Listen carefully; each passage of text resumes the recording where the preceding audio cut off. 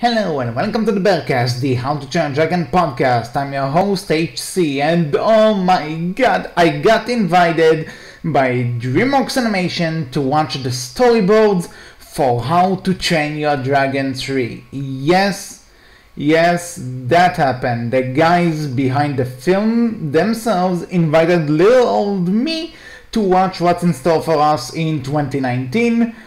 Unless they're going to delay it until 2020, because I heard they might want to collide with the How to Train a Dragon 10th anniversary, and you know, it's a year away, so maybe they'll delay it. I don't know. From what I heard, nothing is official, they're still discussing it. But anyway, in case you're wondering, no, Russian Wolves sadly weren't invited because according to Jeffrey Katzenberg, yes, I talked to Jeffrey Katzenberg himself, he couldn't trust them because they weren't in all the episodes of the Bearcast, so lucky for me, I created the podcast and I was in every episode, so yeah, Jeffrey Katzenberg has his trust in me, so that's kinda cool. But anyway, and so yeah, I've watched the storyboards, I even heard the dialogue recorded, so this is going to be, it's going to be hard to talk about this movie without spoiling it. So if you don't want to be spoiled, if you still think you can wait until the movie comes out in 2 years, stop listening to this right now. So I gave you a warning, I'm going to spoil How to Train a Dragon 3 here. Because you know I watched it at the DreamWorks Animation Studios, so yeah, this is your chance to close the video. So anyway, How to Train a Dragon 3 opens up 6 years after How to Train a Dragon 2. Dean didn't really specify how much time after Serpent's Hair and future graphic novels, but anyway, it's 6 years after How to Train a Dragon 2, so you know, Hiccup is Chief of Berk and Toothless is the Alpha Dragon. Toothless himself hasn't seen any major design changes, but Hiccup had a pretty big design change. Like, you know, outside of looking a bit more muscular and having a different prosthetic, it's kind of a running gag they do. A running gag. The more he grows up, the more he needs to adjust the prosthetic, so I get that. But they did give him a beard. Hiccup has a beard very similar to Stuik's beard, but it's brown and not red. Kind of makes sense because, you know, Hiccup has brown hair, so it makes sense that if he grows a beard, it will be brown. Anyway, in terms of the other characters, Volkan and Garber are now a thing, a romantic thing, because the TV show has to be somewhat canon, and we all know that one line. And also, there's a pretty small plot point about Garber trying to hide his sexual preferences, because you know, gay people aren't accepted during the Viking times, so they cannot make it a bit of his own conflict and his own journey in this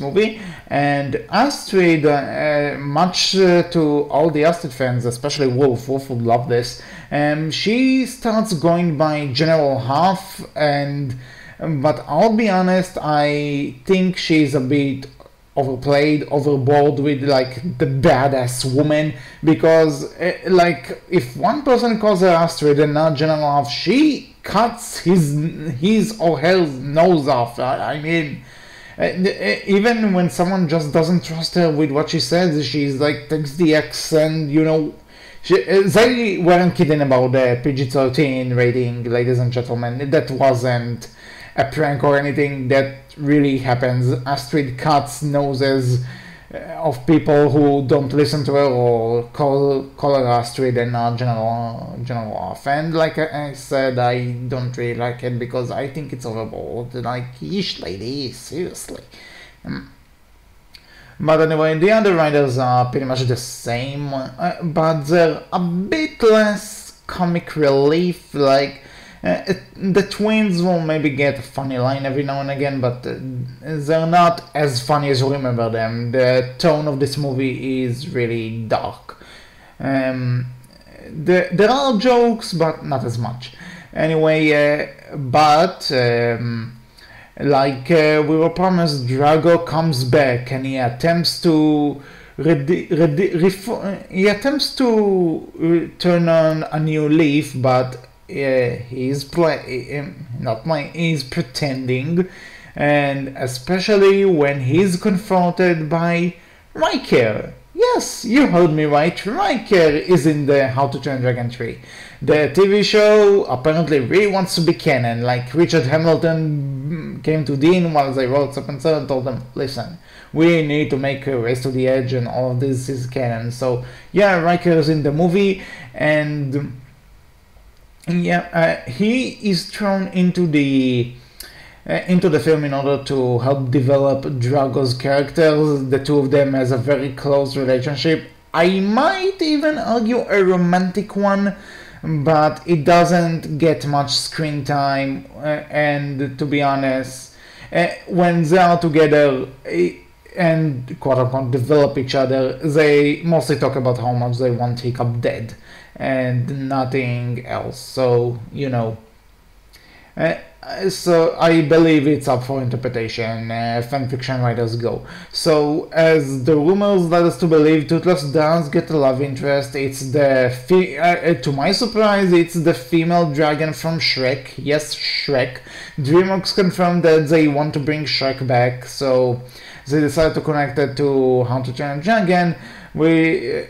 Because, you know, they want to go with a franchise they know people will watch in order to announce the big comeback of the other big franchise. So, you know, yes, they used How to Train a Dragon in order to promote Shrek's comeback, which means we will probably become the Ogre cast at one point. Dear God. So, you know, I want to make this entire plot synopsis short because, you know, I'm not allowed to talk about this all that much, so I'll just skip to the ending. But basically, because of the relationship between Toothless and Shrek Dragon, Donkey, if you haven't seen the Shrek movies, Donkey is in love with the female dragon from Shrek. He gets really pissed off and he attempts to assassinate Toothless. But Hiccup fights him and he kills him by cutting the donkey's legs off with Inferno, because, you know, Hiccup turned into a killing machine, as we all know. Riker and Drago do show up with a very angry Shrek. They team up with Shrek, who wants to kill Hiccup because Hiccup killed Donkey and Shrek wanted to kill Donkey himself. So Hiccup stole him of the pleasure and he wants revenge. So he teams up with Riker and Drago in order to kill Hiccup. So in order to protect Hiccup, Toothless goes into his alpha mode and he plasma blasts all of them to death. However, instead of powering down, he loses control over his alpha mode and he accidentally kills Astrid. At that point, Hiccup realizes that he can't take Toothless anymore because he killed Stuek, now he killed Astrid. Who will be next? So Hiccup, with a broken heart, banishes Toothless and the rest of the dragons to far, far away, which is why they are no more, because they are in the fairy tale world and they can't reach Berk anymore. So that's the explanation as to why dragons are no more. Hiccup banished them to far, far away. And Toothless might appear in future Shrek movies, I don't know.